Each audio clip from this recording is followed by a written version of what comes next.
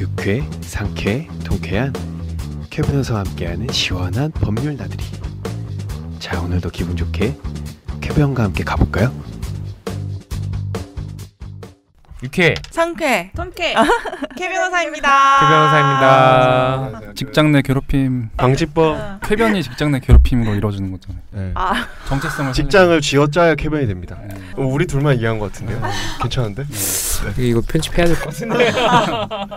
줄여서 괴방법이라고 하니까 좀 편한 것 같아요. 말하기. 괴방법. 네. 저희 어디까지 했냐면 괴방법이 뭔지, 괴방법의 구체적인 예들, 네. 뭐 이런 거 하고 있었는데 네. 예를 몇 개 더 들어주실 게 있다고. 네. 고객에 의한 갑질 있잖아요. 네. 네, 이런 경우도 괴롭힘에 해당될까요? 근데 그거를 고객이 괴롭혔을 때 사용자가 고객을 징계할 방법이 없잖아요. 국가가 해야 되는 거 아니에요, 그러면? 때렸다 이러면 이거는 형사처벌하면 되는 거고, 어떤 뭐 공개된 장소에서 모욕감을 주는 그쵸. 어떤 언행을 했다면 이건 모욕죄인 거고, 예, 이렇게 처벌이 되는 거고, 이제 여기 행위 주체가 근로자 또는 사용자이다 보니까 예, 이거는 대상이 안 되게 되는 것 같아요. 요즘에 요즘에 그거 많이 붙어 있더라고요. 뭐 상담하거나 뭐 은행 같은 데 가면은 누군가의 소중한 그쵸, 맞아요. 자식입니다. 근데 저거 되게 좋은 것 같아요. 그래도 한번 이렇게 보면서 이렇게 맞아요. 생각하게 되고, 또 산안법상 이제 그게 처벌 규정에 아마 들어가는 것 같은데. 예. 그래서 이렇게 유니폼 입은 사진이랑 일상복 입은 사진이랑 이렇게 딱 붙어 있으니까 뭔가 되게 괜찮은 것 같아요. 그거는. 그런 통화할 일 있으면 오히려 조금 더 친절하게 해드리려고 하거든요. 되게 죄송한 게 그 텔레마케팅 전화가 되게 많이 오잖아요. 그러면은 근무 중이라 죄송합니다 하고 그냥 끊거든요. 아 근데 진짜 뭐라고 하지? 텔레마케팅? 마케터 분 전화하신 거 사실 저희가 폭력 당하는 거 아니에요? 그거는 저도 그렇게 그건 약간 폭력 당하는 거라. 그분들도 어쨌든 뭐 하고 싶어서 그죠, 하는 게 아니죠, 그렇죠. 그러니까 저는 죄송합니다까지는 하지만 그걸 듣고 있을 필요는 없는 것 같아요. 저 그냥 죄송합니다, 바빠서 지금 전화를 못해요. 근데 혹시 그거 아세요? 그렇죠. 그 사람들이 전화번호를 가지고 우리한테 전화를 했다는 거는 사실 우리 알게 모르게 우리가 동의를 한 거거든요. 어딘가에서. 맞아요. 그래서 만약에 전화 받으셨을 때 근데 제 전화번호를 어디서 수집하셨어요? 해서 그거 동의 해제하겠습니다라고 하실 수 있어요. 좋은 꿀팁이다. 아 근데 저 궁금한 게 가입 같은 걸 동의하십니까 하잖아요. 근데 그걸 동의 안 하면 가입이 안 되잖아요. 그럼 사실상 그걸 강제로 동의를 하게 하는 거 아니에요? 근데 마케팅에 대한 동의는 강제할 수 없어요. 그건 저는 다 무조건 안 해요. 저는 선택하는 거 거의 다. 그거 잘 보고 하셔야 돼요. 그 가로 열고 선택 가로 닫고가 앞에 붙어 있는 거는 선택을 안 저 무조건 안 하긴 하는데. 근데 막 다들 귀찮으니까 그냥 모두 동의해버리잖아요. 근데 이런 경우는 있죠. 저 예를 들면 적금 같은 거 들 때 좀 고리로 받으려고 내가 이자를 많이 주는 걸 하려면 이제 그 선택을 해야 되는 거예요. 그런 건 있을 수 있죠. 근데 그거 막 한꺼번에 취소해주는 그런 통합 사이트 이런 거 없어요? 그거는 저 들어본 적 있어요. 그 홈페이지에 내가 산발적으로 가입해 놓은 정보들이 있잖아요. 근데 그쵸? 내가 어디에 가입돼 있는지를 몰라서 해지를 못 하잖아요. 근데 그거를 한꺼번에 조회해 주는 게 있어요. 뭐였더라? 이프라이버시 클린인가? 이게 행안부에서 뭔가를 만들어서 검색해 보시면은 내가 어디 예전에는 그 사이트 가입할 때 요즘은 주민번호 안 넣잖아요. 예전에 주민번호 넣었던 시절에는 주민번호를 검색하면 그게 다 떴었거든요. 근데 요즘은 주민번호를 가입할 때 안 넣으니까 요즘에는 그런 게 있네요. 조회하기가 이메일이나 뭐 이런 걸로 조회한다든가 핸드폰 번호는 다 암호화돼서 저장되지 않나요?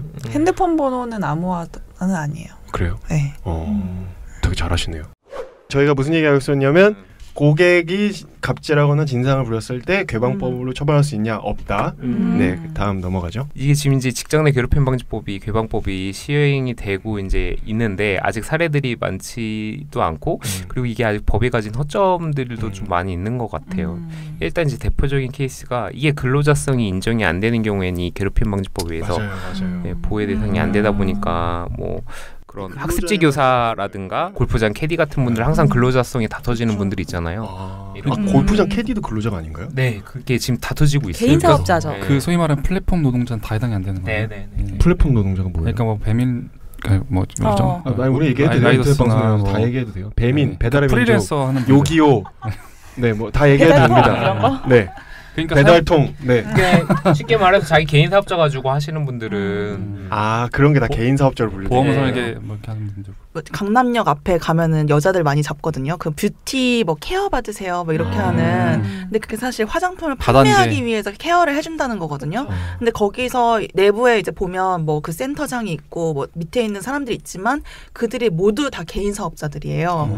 근데 사실상 직장이잖아요. 거기는 그럴 경우에 문제가 많이 될 것 같아요. 그래서 근로자성 찾는 방법이 사장이 누군지를 찾는 거라면서요. 그래서 사장이 누군지만 찾는다면서요. 사장이 없으면 이 사람은 근로자가 아니다 이렇게.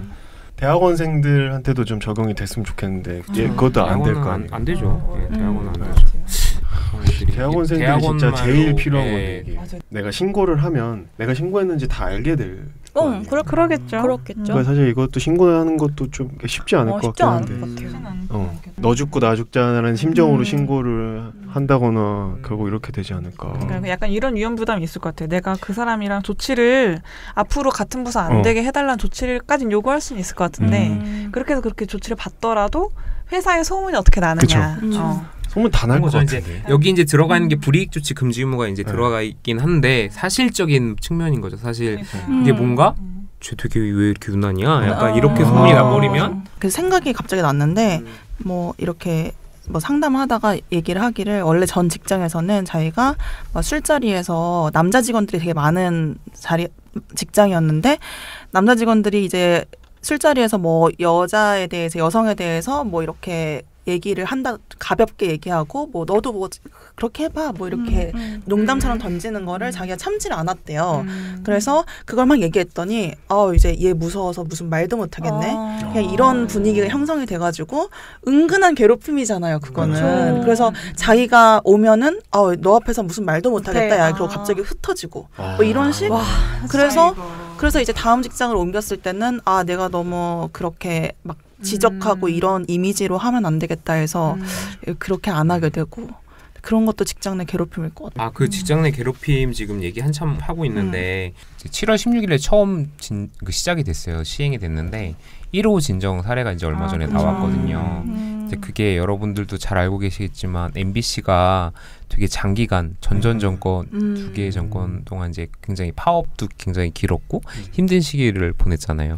그 와중에 이제 아나운서들이 집단적으로 이제 방송 거부를 했고 사측에서는 그들을 대체할 아나운서들을 채용을 했고 계약직으로 되게 이례적이래요. 아나운서들 계약직으로 채용하는 거 굉장히 이례적인 일이었대요. 왜냐면 다 정직원 형태로 채용을 하기 때문에 계약직이 일반적으로 들었는데. 그래요? 아니요. 저 잘 몰라요. 방송국은 다를 것 같아요. 같은 경우에 그랬던 것 같아요.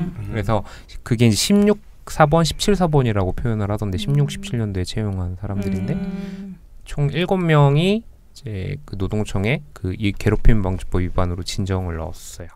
MBC가 이제 최근에 사장이 바뀌었죠.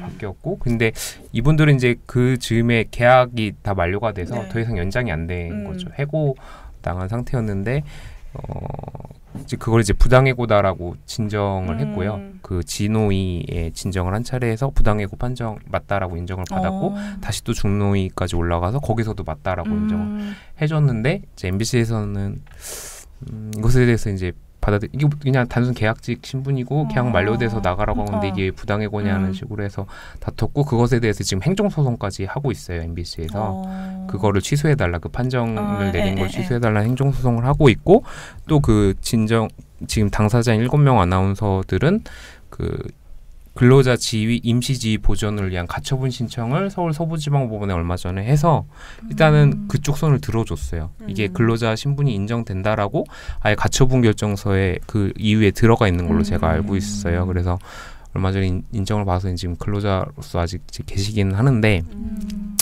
지금 이제 거기서 이제 이 1년의 과정에서 이들에게 아무런 업무를 주지 않고 심지어 9층의 아나운서실이래요, MBC. 근데 12층에 방을 따로 하나 만들어서 그들만을 위한 공간을 만들어서 그 거기에 7명을 위해서요? 그러니까 그러고 사내 인트라넷이라고 하죠. 그런 거 접속도 전혀 할 수 없고 아무런 업무도 주지 않고.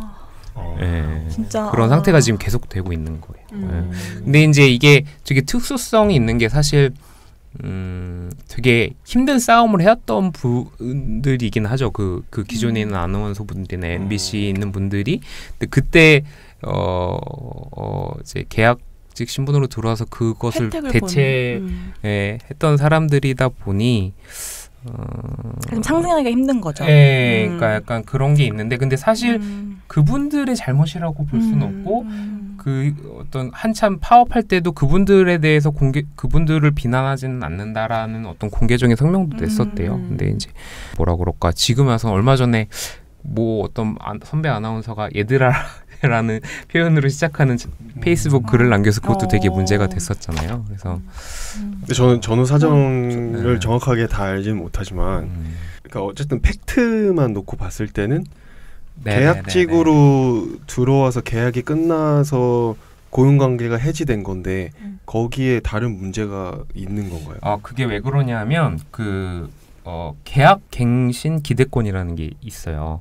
이제 그 계약직 직원의 경우에도 이제 애초에 채용할 때도 약간의 이제 여지를 두는 그런 것들이 있었나 봐요. 그러니까 계속해서 연장이 될 거고, 또 기존에 사측에서 해줬던 대우도 정규직 아나운서랑 굉장히 동일한 그런 식의 대우였고, 그런 여러 가지 요소들이 인정이 돼서 계약갱신 기대권이 인정을 해준 거예요. 가처분에서는 인정을 해줬고, 네, 그래서 그 부분이 인정이 돼서 이거는 당연히 이제 계약갱신 기대권이 인정이 되기 때문에 근로자 지위가 인정되고 계약이 갱신돼야 되는 지위에 있음에도 불구하고 그런 게 있군요. 그러니까 저는 그런 게 있는지 몰라가지고.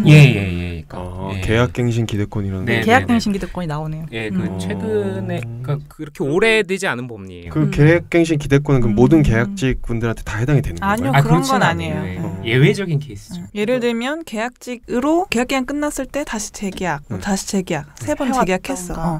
이 말인즉슨 원래 정규직으로 채용해야 될 사람인데 그냥 어떤 인사관리상의 편의를 위해서 계약직의 형태를 취하는 것일 뿐. 그래서 요즘에는 2번 계약하면 무기계약직으로 무조건 바뀌게 돼 있잖아요. 그러니까 그거는 알고 있는데 그거 외에 만약에 방금 말씀하신 것처럼 계약을 체결할 때 어떤 사용자가 당연히 이게 갱신될 것이라고 말을 했다든지 그런 것들. 뭔가 그런 세부적인 제가 모르는 그런 게 있었나 보네요. 그러니까 서두에도 말씀을 드렸듯이 그 아나운서 직역 자체가 정규직으로 항상 뽑는 자리였는데 그때 어떤 예외적인 상황 때문에 그런 식으로 계약직으로 처음으로 뽑았던 거라고 알고 있어요. 그래서 그런 예외적인 사정도 반영된 거고, 채용 당시에도 그런 얘기가 있었다고 들었어요. 그래서 사실 그러니까 사람으로 보면은 그분들을 계속 일을 하셨으면 좋겠고, 그 다음에 뭐 이렇게 괴왕 12층에 박아놓고 그렇게 막 부당한 대우를 한 건 진짜 잘못된 거긴 한데 어쨌든 법은 되게 명확하고 되게 그런 게 중요하니까 사실 팩트만 놓고 봤을 때는 계약 관계가 끝난 건데 계속 그거를 내 계약을 이렇게 갱신해야 된다고 말하는 거는 뭐 어느 면에서 보면 이치에 맞지 않아 보일 수도 있는 아마 게 아닌가 싶어가지고 권한 소송에서도 그게 쟁점이 될 거예요. 쟁점이 될 거고 아까도 말씀드렸듯이 그 전에 계속 정규직으로 뽑았다는 건 사실 상관없는 거 아니에요? 그렇지 않다고 볼 수도 있어요. 그래요? 항상 정규직으로 뽑던 자리고 내가 이번에는 계약직으로 우리가 공고를 내긴 했는데 다름없어. 곧 갱신될 거야. 그런 얘기가 없었다면 만약에 없었다면 뭐 없었다면은 어려울 수도 원칙은 사실 계약직이라는 게 당연히 계약갱신 기대권이 인정되는 거는 완전 예외적인 케이스고 이 경우엔 거기에 부합하는 케이스라고 그러니까 기존의 판례 법리에서 여러 가지 요건들을 보는데 거기에 딱딱 부합한 요소들이 많이 있었던 것 같아요. 그리고 그건 이제 본안 가봐야 알긴 알겠지만 어쨌든 현재 가처분이 나온 상태에서는 가처분에서 되게 다툼의 여지가 있다 보통 이런 표현을 쓰거든요. 근데 되게 명시적으로 그거를 인정된다는 식으로 써 넣은 것 같더라고요. 그래서 어쨌든 괴왕법 1호로 이제 그 원래 아나운서실이 9층인데 12층에 따로 별도의 방을 만들어서 인트라넷 접속도 안 되고 아무런 업무를 주지 않은 거에 대해서 직장 내 괴롭힘 방지법에 위반되는 게 아닌가라고 이제 진정을 처음으로 냈다. 근데 이게 조금 애매한 게 이 7월 16일부터 적용되는 거거든요. 이거는 이전에 소급 적용이 안 되는 거죠. 그 이전의 행위는 사실 괴롭힘 방지법으로 의율할 수는 없고 대신 다른 일반 규정에 의해서 되겠죠. 이게 또 그 소급 적용 그러니까 소급표 금지. 소급표 금지. 소급표 금지. 그러니까 어쨌든 그냥 소급이 안 된다. 그러니까 과거에 있었던 일을 새롭게 정해진 법에 의해서 심판할 수 없다. 그러니까 그런 것 때문에 7월 16일 전에 그런 행위를 했다고 해서 7월 16일 이후에 문제 삼을 수 없다는 거잖아요. 그렇죠. 지금 개정된 법은 적용은 될 수 없다는 거예요. 근데 그 MBC 네. 그 사례는 이게 지금 그걸 위반으로 넣은 건데요. 근데 네. 이제 계속 지금도 되고 있으니까 지금도 되고 그 있으니까. 이후의 행위들은 뭐 똑같이 볼 수 있겠죠. 어. 그게 개선이 안 되면 계속. 예. 그런데 이제 이게 말씀드렸듯이 형사처벌이 되는 건 아니기 때문에 진정이 들어갔으니까 그것에 대해서 감독이 이루어지겠죠. 예. 그래서 정리하면 이제 직장 내 괴롭힘 방지법에서 개방법에 대해서 저희가 알아봤고 시작하면서부터 얘기했지만 한계가 많고 아직 되게 명확하지 않고 사실 판례가 좀 더 쌓여야 되겠지만 그러니까 그런 것 같아요. 약간 저희가 체벌 금지 뭐 이런 거 얘기했던 것처럼 문화, 직장 내 문화 이런 건전한 문화 서로 괴롭히지 말자. 그러니까 이게 주의 환기 효과가 확실히 있는 것 같아요. 언론에서도 맞아요. 조명을 많이 하면서 주의 환기 효과도 확실히 있는 것 같고 그래서 여지껏 예전에 했던 거 소급 적용 안 된다고 하니까 지금부터라도 좀 착하게 사시면 네네. 서로 도와가면서 사시면 좀 좋지 않을까. 맞아요. 그렇죠, MSG님. 그렇죠. 네. 이제 일어나세요. 이제 끝났어요. 끝났나요? 네. 방송 중에 이렇게 주무시면 안 됩니다. 죄송합니다. 들켰네요. 오늘도 들어주셔서 감사합니다. 감사합니다. 안녕히 계세요. 오늘 방송 잘 들으셨나요? 가시기 전에 구독, 즐겨찾기, 좋아요 그리고 하트 잊지 마시고요. 댓글도 좀 남겨주세요. 그럼 다음 시간에도 K형과 함께하러 와주실 거죠? 그리고요. 혹시 사연 보내실 게 있으면 콜로열빵빵 COOLAWYER00 gmail.com으로 보내주세요.